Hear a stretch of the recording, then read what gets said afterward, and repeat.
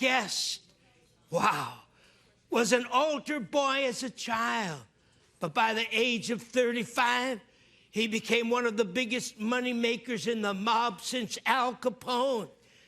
He was the youngest member of Fortune magazine's 50 most wealthy, powerful mafia bosses in America, Michael Franzese. He's here to tell his incredible story. But before he comes out, let's take a look at this. Michael Franzese, a name well known and highly regarded in the mafia, was not just a soldier but a capo in the Colombo crime family.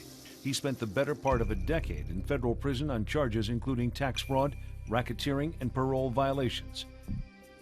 Michael grew up in New York, where there were 5 organized crime families. His father was an underboss in the Colombo crime family in the 1960s. I went to see my dad in Leavenworth, and I said, Dad, listen, I don't want to go to school anymore. During the course of that visit, he said to me, listen, if your mind is made up and you don't want to go to school, then if you're going to be on the street, I want you to be on the street in the right way. And that's how it started for me.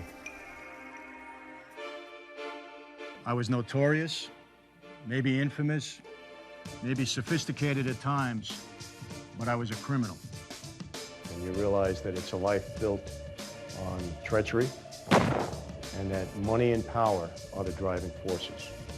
I really questioned the life and my commitment to that life at that moment.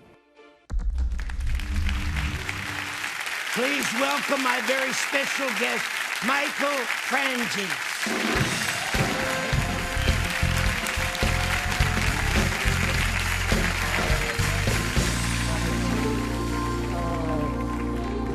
God bless you, sir. Thank you. Thank you. When we hold you, we know that we are holding a great miracle of God. Yes. Thank you for being on the helpline with us. Thank you. Wow. Michael Franzese had it all. Did you? You know, people have a different opinion of that life. They watch the movies and they see it on television, and they think there's a lot of glamour to it, and it's played up in a different way, but it's really a very difficult life. A life in which, you know, families suffer quite a bit, and eventually it leads to either a jail cell or to death in one way or the other. They called you the Long Island Don. Yes. The Prince of the Mafia. A full-fledged member. What does that mean? Well, you take an oath. You actually take a blood oath where your finger is cut and blood drops on the floor. And they put a picture of a saint, a Catholic altar card in your hands. They light it aflame and burns quickly. But you take an oath to honor La Cosa Nostra and never to betray your brothers in that life, and that once you're in for life. And I wanted to be the best possible soldier and then mob captain that I could possibly be. Wanted to please my dad. But by the time I was 32 years old, Morris, I had been indicted 5 times, and you know, it just was very fortunate, because had I gotten convicted on any one of those cases, I wouldn't be here today. I would have gotten probably 50 years to life in prison. How did you change? What made you want to change? Well, you know, it's amazing. It's when I decided to leave that life, I was actually at the top of my game. Everything seemed to be going well, but you were making millions of dollars a week. Making millions. I was bringing in $5 or $6 million a week for the family, and had my own jet plane, my own helicopter, was a captain in the family. And then, Morris, something happened to me. I was filming a movie. I was producing a movie in Florida, and I'm sitting by the pool one day, and we had this young cast member, was a dancer in the film, got out of the water, and everything went in slow motion for me. It's like I saw this beautiful girl come out of the water, and I was just blown away, and you know, did my best to meet her and try to romance her. And it turns out she was a young Christian girl, a girl of faith. She was 19 years old. And long story short, I fell very much in love with this woman, and she changed my life. God used her to introduce me to Christ and just to make me want to get away from that life and be with her. And that was 22 years ago. She's my wife now of 22 years. She's the real story, Morris. And her faith was so strong, and her and my mother-in-law, who prayed for me constantly. And every day? Every day she prayed for me, her and my wife. I used to see them on their knees. I said, what are you doing? They said, go away, you need prayer. And they would pray for me all the time that God would just redirect my life and save me. And, you know, they put a contract out on me, and I had numerous death threats over the years. And had I not turned to the Lord and really gave my life to Him, and it took me a long time to do that. You know, I was a guy that always had to be in control, so I wasn't ready to surrender my life. And then when it became public that I renounced my life, and I had so much trouble, Morris, and people were upset with me. My dad didn't talk to me for 10 years. Wow. My family disowned me. The boss of my family, you know, was upset and wanted me dead, quite honestly. And my wife stood with me through all these struggles, and I did 8 years in prison. The last 3 years... Tell us how you got into prison.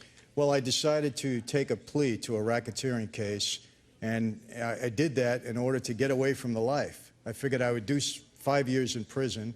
My wife agreed to wait for me and pray for me and stay by my side. I wanted to move out to California from New York, and hopefully the guys back there would forget about me when I came out of prison. It didn't work out that way. They weren't ready to forget. But the last 3 years I spent in solitary confinement. They locked me down because they were afraid I was going to get killed in prison.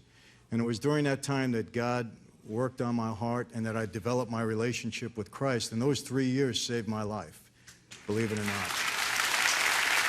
You know, there's people out there listening to your testimony right now, and they're wondering, is this thing for real? Oh, it's for real, Morris. I tell you, you know, before I was able to speak about what God had done in my life, you know, when you spend so many years on the street and you're around dishonesty all the time, I wanted to make sure that my motives were pure in relaying my testimony and that God was really in my heart, because I pulled a lot of scams in my life back then, but I wasn't ready to pull a scam on God. That worried me. Wow. And when I was convinced, I knew that the Lord was in my heart and He was directing my steps. That's what gave me the reassurance to go out and speak about it. But I will tell you this, for all these people listening, it was a process for me. I didn't hear anything come out of the sky, a voice out of the sky. No bells, no lightning whistles, bolts. no lightning. Nothing like no that. Thunder. No thunder. No hitting you on the floor. The Lord worked on me for years, and I'm still a work in progress, but I have developed my relationship to the point where I'm so secure with Him. It's like God is sitting next to me all the time, and I'll be driving in the car, I'll be talking to Him. That's my prayer. I'm praying constantly. Amen. Lord, give me direction, tell me what to do. And, you know, I'm a sinner, I still fall, but I think the Lord knows your heart. He knows those that are His, and He's by my side, and He's got my back. There's an old saying, the only way to leave a mob is in a coffin. How were you able to survive? Morris, I got to be honest with you. I don't know of anybody. I knew a lot of people in that life. I don't know of anybody that's ever walked away from that life, not entered a witness protection program, and lived to tell about it. But I will tell you this, Morris. When God has got a plan and a purpose for you, there's no mob, no devil, no anybody going to stand in the way for it. And that's for sure. Absolutely.